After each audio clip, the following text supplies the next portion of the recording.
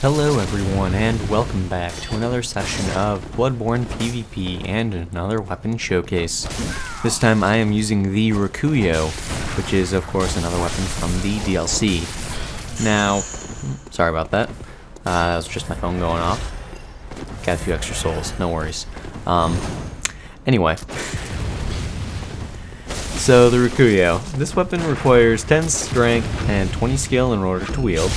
It has no strength scaling, and A scaling in skill, and a C scaling in arcane. Its physical base damage is 164, and for me the attack rating is right around 470. That said, like usual, I am not using the optimal blood gems in this thing just because not everyone has them, so you know, it gives a more accurate representation of what the weapon will be for the average user. At least, you know, that's the way I'd like to think.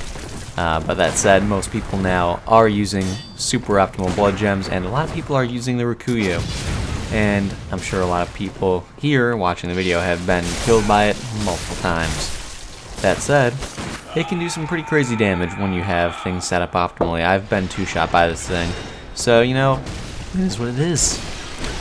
Getting started with the first form. The first form, it's got these medium speed, wide slashing R1s to start off with in your R1 chain, and then it follows up with the thrust and then some angled slashes that alternate with stabs. Really, it's a very interesting moveset to see if you actually just stand still and do it out. Most people don't end up spamming the first form R1s anyway, though. They usually, you know, stick to the second form for that, so it's not something you see very often. Damage on it's alright, though. Speed's okay. Can't complain about it. With your R2s, they're a medium speed upward slash. It goes up at an angle from right to left. And, of course, with any angled slash like that, you will have a bit of a blind spot on the attack.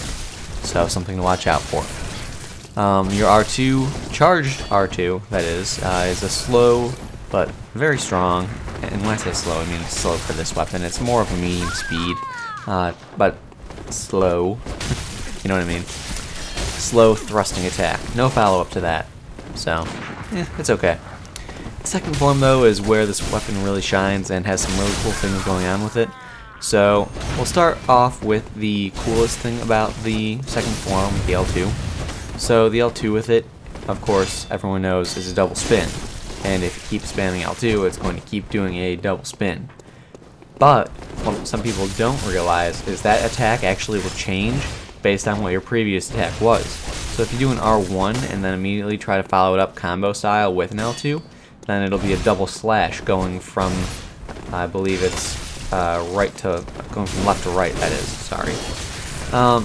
Same thing goes if you do an R2 beforehand, it'll do a double thrust. And then if you do anything following that, it goes into the double spin.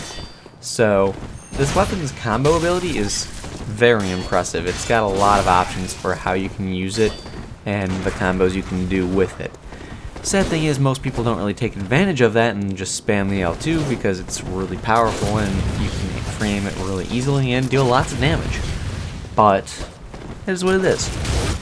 As far as, you know, the actual R1s and R2s, the R1s are going to be alternating thrusts, or rather alternating slashes, using each end of the weapon, using your dagger end and your katana end.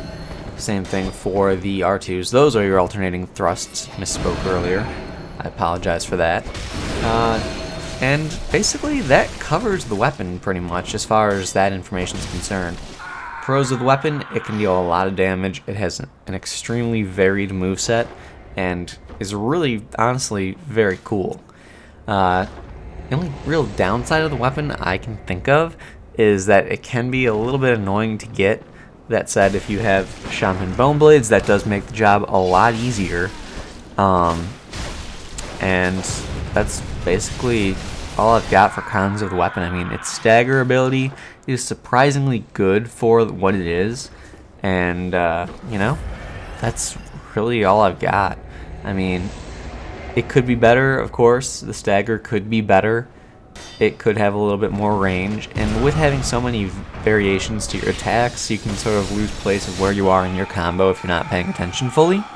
And that can cause you to, well, you know, think you're going to hit your opponent and not.